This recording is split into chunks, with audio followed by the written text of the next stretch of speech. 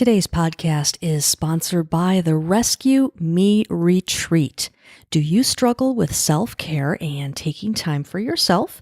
If so, recharge and reconnect with your passion at the Rescue Me Retreat, a 4-day, 3-night getaway for animal caregivers, volunteers, and activists that focuses on managing compassion fatigue and burnout. During the retreat, you'll be surrounded by a small group of people that share your passion for helping animals. You'll be given a safe place to talk about some of the struggles that are inherent in animal welfare work, plus the opportunity to slow down, relax, and have fun. The Rescue Me Retreat will be held this summer from June 29th through July 2nd on beautiful Lake Michigan, and includes healthy meals, nature walks, massage, group activities and discussions, one-on-one sessions with me, access to the beach and water activities, yoga, and much more. If you want to learn more, head on over to the compassionfatiguepodcast.com/rescue-me-retreat and get $100 off right now if you register before April 1st. You spend so much time taking care of others. You deserve this.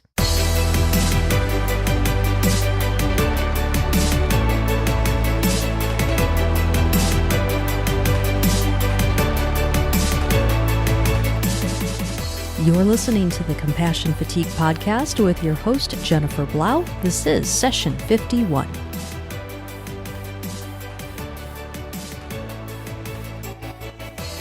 Hi there, and welcome back to the Compassion Fatigue Podcast. I am your host, Jennifer Blau. My guest today is Molly Sumner, a professional dog trainer and behavior consultant, as well as a certified compassion fatigue educator. Molly's passion for dog training does not stop at clients and their dogs, but also extends to her fellow colleagues. She sees the personal drain that caring so deeply for animals can have on these professionals, and Molly has dedicated a significant part of her career to learning about how to help her colleagues better their businesses as well as themselves.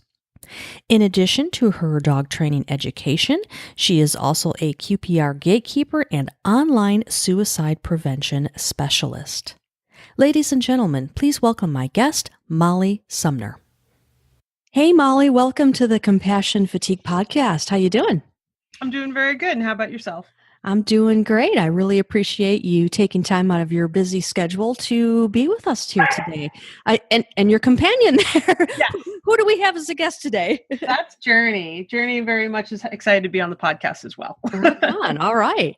So Molly, you have a background in professional dog training, but you're also certified in compassion fatigue, I believe, by the same certification board that I am, the Green Cross? Correct. That is correct. Yeah. What led you to this interest in compassion fatigue?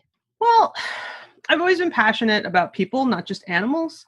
And I struggled with mental health throughout most of my adolescent life, suffering from PTSD and depression and all sorts of stuff. And through a lot of hard work, I made a lot of life changes. And I got very involved in mental health awareness and suicide prevention.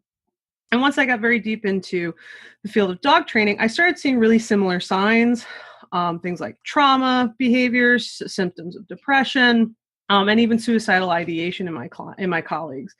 And when I did further research, that's when I sort of stumbled upon compassion fatigue and saw it in myself and certainly saw it in my colleagues, and was really shocked and taken aback by how much it's sort of this undercurrent that exists in the industry and isn't talked about or taken seriously nearly enough. So I have to agree with you there. And I think, we were talking a little bit before we started recording here, and I think it's starting to kind of surface in certain professions. Like I think the veterinary profession is doing a better job of talking about compassion fatigue. I think some shelters are doing a better job. But dog training, I think that's one where you go, well, you just train dogs all day, right? It's like, yeah, we just play with puppies. Yeah, it's all fun and games. Rainbows. That's right. And so it sounds to me like maybe in that part of animal care, there's not as much awareness. Yeah, absolutely.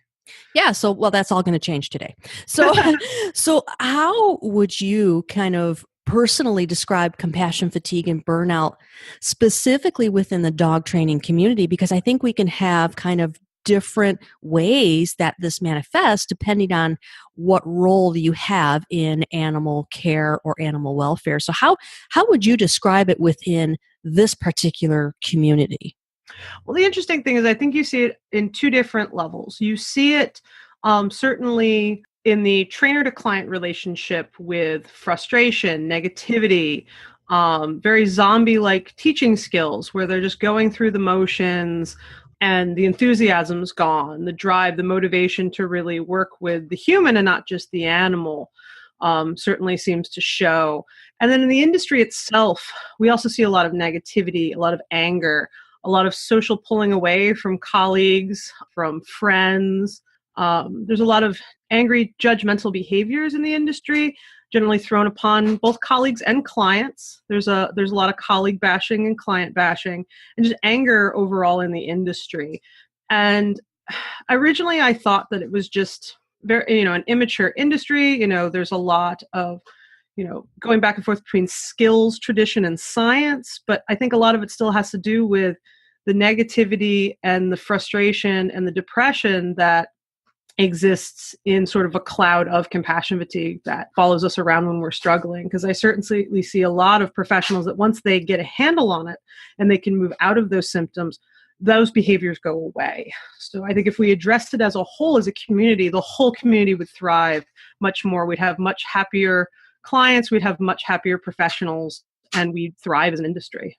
So that anger and that isolation that you mentioned, what are those two things being triggered by? Or do you think, like you said, is it more kind of compassion fatigue manifesting itself as isolation and anger, or are there certain things within this profession that seem to bring about anger? Like it's obvious in the shelter environment or animal rights movement. It's like, well, it's Mhm. pretty obvious what brings about anger.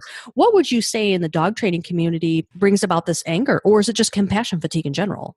I think it's a mix of the two. I think there's definitely anger, like you said, that you see in animal welfare and the shelter environment. Depending on the niche of dog training you exist in, you may do puppy classes where you see all of these bright-eyed young puppies with fantastic futures ahead of them, and you see the challenges that that puppy endures living in a normal pet household where maybe it's not a good match, or maybe the owner is impatient or has unrealistic goals for their puppy. So they're struggling with trying to have a positive welfare experience for that puppy, and at the same time trying to empathize with the owner, and that can be a big struggle. Tell us all about that journey. Exactly. He says, oh my goodness, it is such a struggle. So there's that struggle. If your niche is something more directed at aggression or reactivity, well, then you're dealing with both an animal that's struggling significantly and you're empathizing with that. And you're also empathizing with an owner that's struggling or fearful or frustrated. And then you have to deal with the elements of compliance and seeing where the owner is struggling to do what is best for the animal. So there's a lot of different dynamics that go on there. And then when you add into that the level of looking for empathy and understanding from colleagues and not necessarily seeing it, and dealing with an industry that is in many ways it's in its infancy, with no real licensure or industry standard, then there's a lot of judgment that goes on. There's a lot of anger and frustration, and just not always the most healthy place to find support. If that makes sense.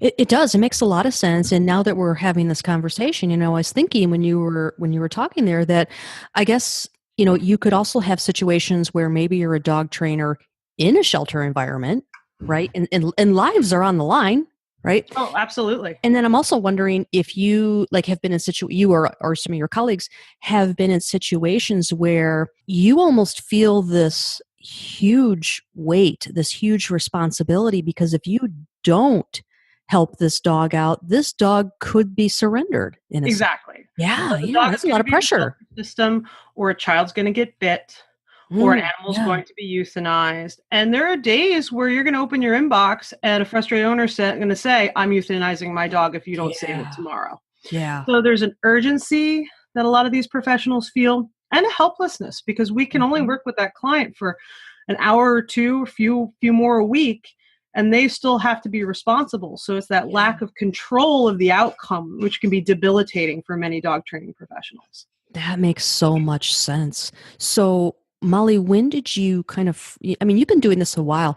When did you first discover that compassion fatigue was such a serious problem in this field? And this is a two-part question. So, A, when did you discover that this was a problem? And B, can you talk a little bit more about your own personal experience with it? I first noticed it in the industry basically when I started following the trail between the negativity and the infighting, and some of the symptoms that my colleagues were struggling with, and their similarity to my challenges with post-traumatic stress disorder and mental health challenges. It hit me the day that I found a webinar, and I'm so sad that I can't remember which one it was, but it was a webinar for dog training because dog trainers just can't get enough of additional information. And it mentioned compassion fatigue for owners dealing with behavior cases. So when an owner is dealing with an aggressive dog or a geriatric dog, how important it is to help the client acknowledge compassion fatigue and support them through that. And when I went, oh my gosh, this is fascinating, is when I started doing greater research and going, oh my goodness, this doesn't just affect owners, this affects professionals. Yeah. And I certainly saw it in myself. Because of my own challenges in dealing with post-traumatic stress disorder, I worked really hard throughout my life to have really good skills, but very quickly I could see where there were triggers in my industry that affected me. Certainly elements of feeling helpless and, I'm about to drop my mic. Certainly elements of feeling helpless and overwhelmed, and then pulling away or feeling easily overwhelmed, not wanting to get out of bed.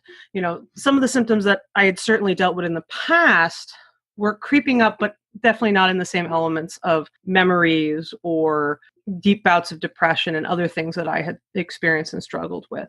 So similar to PTSD, yet different, which is what compassion fatigue is, right? Similar, exactly. And that was what was always so fascinating about it. Yeah. Is that it was like a familiar friend, but not quite. I know you, but you're still a stranger. Mm-hmm. And being amazed at how little what would assume as a little thing could be so triggering or be so overwhelming in the right combination.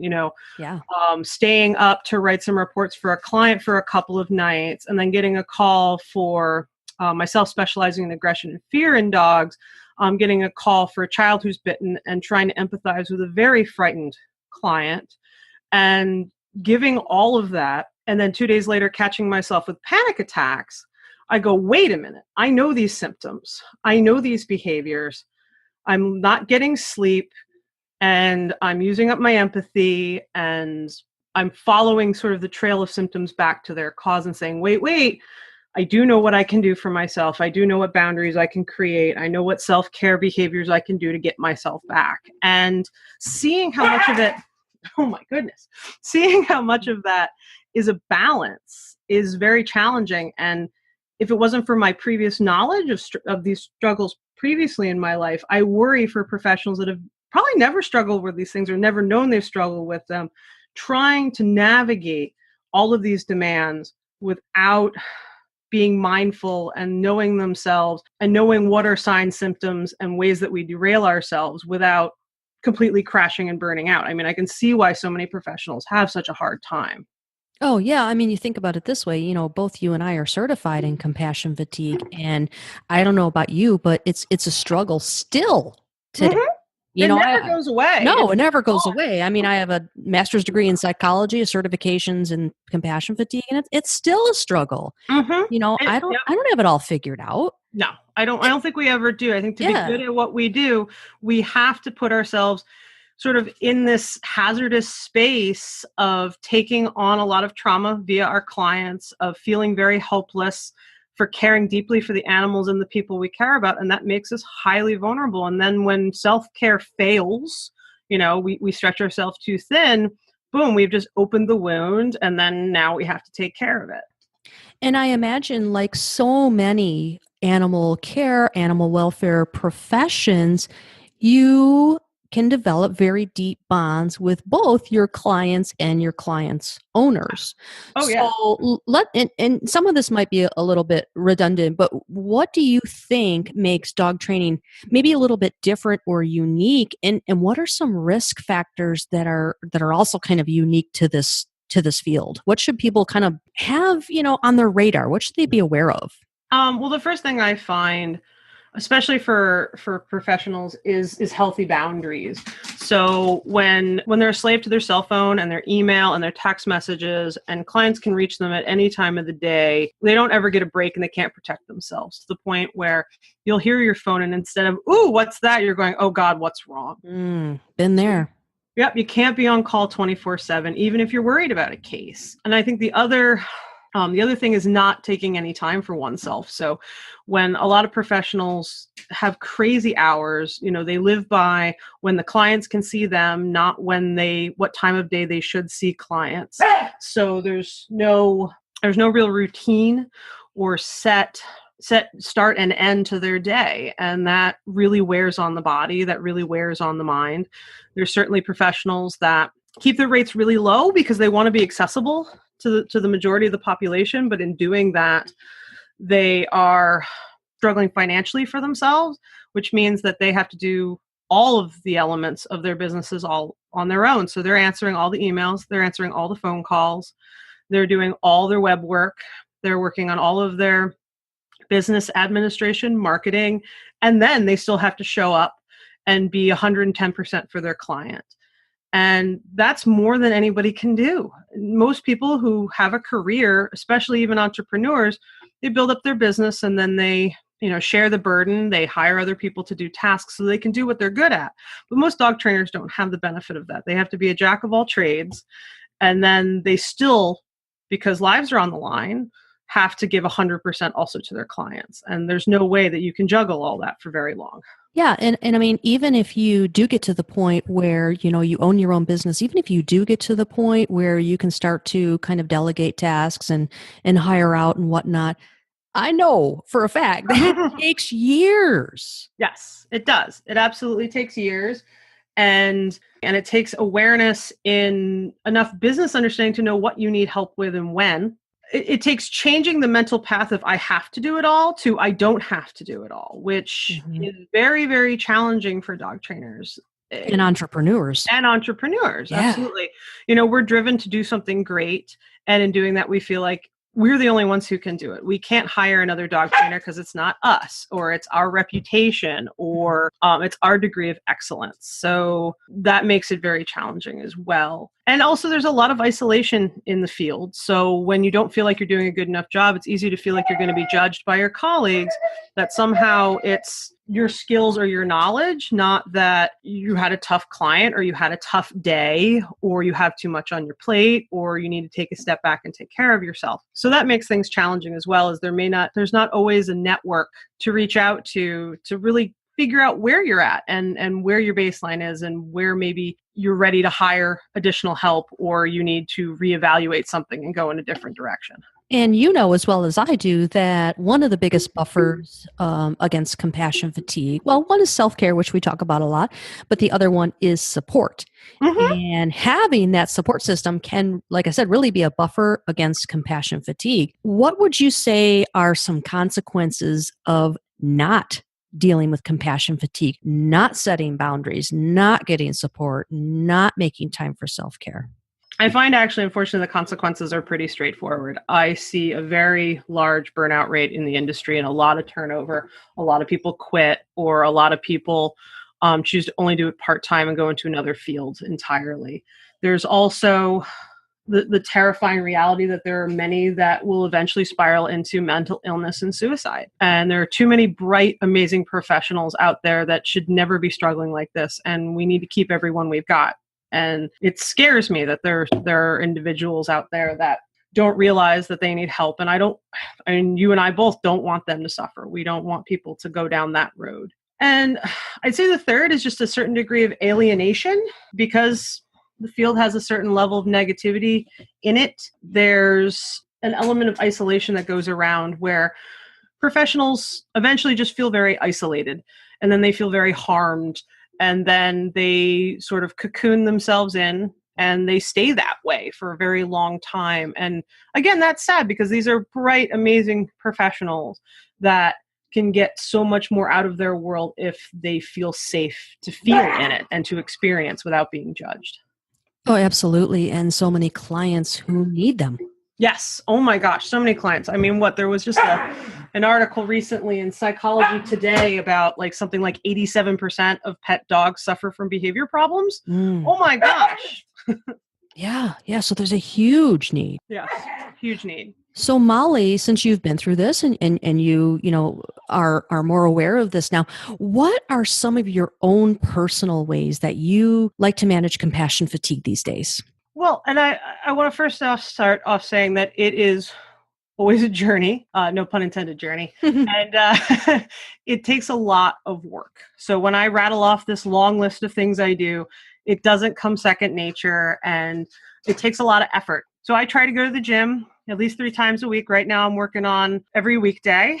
I have strict social media and phone boundaries. So I don't hang out on Facebook. I just post for the purpose of posting, and then I log out. And I don't have notifications for my email. I only have notifications for very close friends, for text messages and things like that. I make sure there's no notifications after about 7 p.m. till about 7 a.m. I meditate. I have a pretty strict daily routine in that I have very specific things I do in the morning and in the evening to set my day up. I do a lot of planning. I work really hard to protect my sleep. So, I have a pretty routine set bedtime and wake up time, and I try and stick to it. I'd say about 80% of the time. Sure, sometimes I'll stay out with my husband or do something fun, but I know that I'm going to pay for it the next day if I'm not careful. And then the biggest thing I found for myself is I do a lot of practicing of gratitude and keeping a positive mindset, because doing that certainly cushions the sting of our industry and of the various struggles and things that we have no control over. And, as we both know, it also has a huge healing effect on the symptoms that we may be struggling with. Yeah, I really like that last one. That's something that I do because I think if you're prone to depression, which I am, I think that gratitude and positive journaling can be pretty beneficial. Yeah, no, I mean, it's huge. And to think that such a simple act can make such a big difference. And, I've really probably done just as much research in compassion fatigue as I have positive psychology, just in how impactful that way of life is. And I almost find it ironic that there are many professionals that associate with a positive reinforcement and positive lifestyle with animals, sort of teaching, but we forget to do that for ourselves. And I think that when we embrace that, it makes us better professionals. Yeah, therapists are quite guilty of that, as well. What advice would you give to someone who maybe is thinking about entering the field or is currently in the field and says, gosh, this kind of sounds like I might be struggling a little bit with compassion fatigue myself. What advice would you have for them? I would first just start off simply with trying to add some positive things for yourself in your routine, because I think that's actually the hardest hump to get over. It's so easy to put ourselves last. We are givers, not takers. So the minute we take time for ourselves, it feels really yucky. Oh, yeah. That was the first hump to get over. So, one of the things I do is, especially if you spend most of the time in your car in your career, is I have a car self-care kit. So I make sure I've got some snacks or something so I can have a healthy meal, or I'll set a bedtime, or I'll turn off my email notifications. I'll make one choice that day that protects myself. Love it. And then I just start that as a routine. How can I add those things? Because I find creating a healthy routine is the easiest thing once you've got it to maintain, versus constantly course correcting because you see symptoms of compassion fatigue. Playing catch up is much harder than being proactive. So baby steps. Baby steps. And you can always course correct later, but it's going to lighten the load if you've already doing 2 or 3 things for yourself during the day, or for some people who are chronic, not take care of oneself first, just a couple things during the week. That can make a big difference. All right. And so in addition to being a dog trainer, you are a compassion fatigue coach as well, correct? Yes. Okay. So I this is different than than a counselor, right? Yes, it's very different than a counselor. Yeah, I am not yeah. a therapist, nor a social worker, nor a counselor, and I really encourage any of my clients that if they're struggling emotionally with these elements, that they also work with a counselor or a therapist, just because that stuff is very, very helpful. Instead, I primarily focus on building a self-care routine, changing habits, building better business practices, and helping people set boundaries. So I look at more the action element in my coaching versus the therapeutic element, which is what somebody like yourself provides. And would you say that as a coach, you would provide a complimentary service to a counselor, or could this be a Yes. standalone?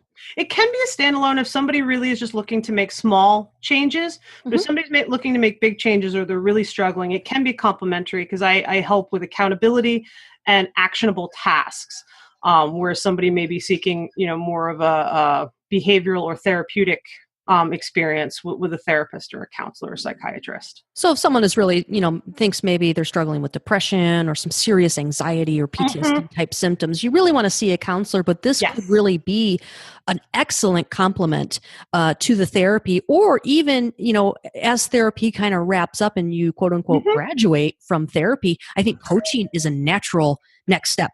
Yes, exactly. Because that's where you have to put, that's where the rubber meets the road. That's where, practice makes perfect. And Yeah. it's nice when, you check in once a week and you have some tasks and you're just working on those in a non-judgmental environment with somebody who is going to say, hey, you know what, I see that, you've been feeling depressed the last couple of days. Why don't you call your therapist? So there's a safety net. Hmm. And it's somebody that knows the industry. So unlike, you yourself, you understand, but many therapists don't. So when you're going to a therapist, maybe you still need somebody who's going to help you with your business practices. Like, how are Sure, you going sure. to write that email to that really challenging client? Or, what is the next educational jump that you want to make in your career? So it just sort of helps pinpoint, isolate, and foster the pet professional end of your career. All right, awesome. So anything else that you would like to share with our listeners today? Yeah, actually, I just kind of, remind any of the dog trainers, especially that are listening, that not taking care of yourself leaves a liability for your clients. You have to be your best to give your best help. So, I want dog trainers to start adding this to their toolbox. I want them to start taking it seriously so that they will be around for 10, 20, 30, 40 years, saving animals' lives, helping families, doing the great work that they do. And for anybody listening who's in a complementary field, better understanding the struggles that dog trainers go through, that they exist, and that we do need to take them seriously and support them. And just to the general public who's listening, who is thinking about hiring a dog trainer, to understand that there's a lot of work and a lot of emotion and empathy that goes on in our work. And maybe if you work with a professional where you're not having that experience, know that we are trying really hard. We love the work we do. We love working with our clients. And, it's sort of a journey for all of us. I'm really glad that you brought that up, because one of the reasons for this podcast, obviously to bring awareness to compassion fatigue, but another kind of goal of this podcast is to really bring in a lot of different perspectives, because like you mentioned earlier, there is a lot of infighting, not just within dog training, but in animal welfare in general. And I don't think there's always a lot of understanding about what the other person is going through. So I appreciate that you bring that up, that we really need to have a better understanding of dog trainers and their unique experience with this. So I appreciate that. Mhm. No, I think you're absolutely right. I'm actually also working on my master's in anthrozoology, which very much encompasses animal welfare. And I'm learning that just how challenging it is that we all love animals. We all love animals a little differently. And that makes this a very challenging experience for all of us. But I think if we can all latch on to the fact that we all just want the best for animals, and we all can do this together, and we make a priority to take care of each other, we'll all be better off, including the animals. Yeah, I mean, we all have the same kind of end goal, but we all have different paths that we're trying to get there. Yes. And, I'm really glad that you are honing your self-care skills, because let me tell you what, you're going to need it for grad school. That's all I have to say. Yes, I will say part of the reason Oh, Lord. I'm having a great experience in grad school is I am incredibly careful with all Yeah. of that. And I do see my fellow cohorts struggling too. And Mhm. I hope that, that becomes more part of the educational research component as well. And I know there is a lot more research now into compassion fatigue and animal welfare, but I think it needs to be at the grad school level too, like you mentioned. Yeah. So, Molly, what's the best way for people to learn more about you or even get in touch? Sure. So my professional coaching website is mollysumridge.com. And I also have a Facebook group, which is called the Humanity for Pet Professionals. And we invite anybody from any walk of the pet professional world to join us and have a safe place to talk and learn.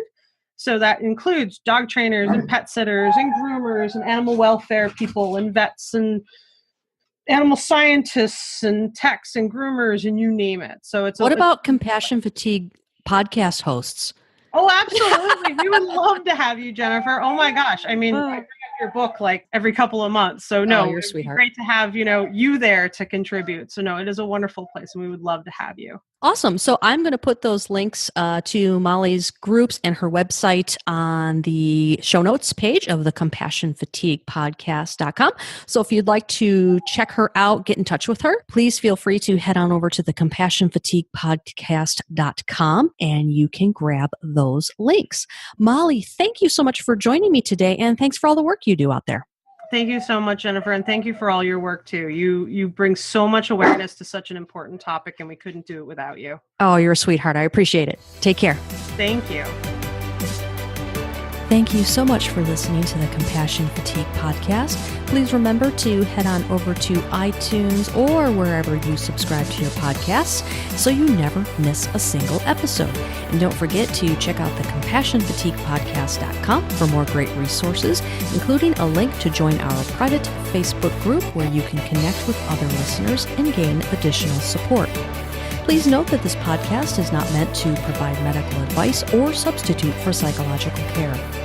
Please consult with a mental health professional if you need additional support, and if you are feeling suicidal, please go to your nearest emergency room or call 911.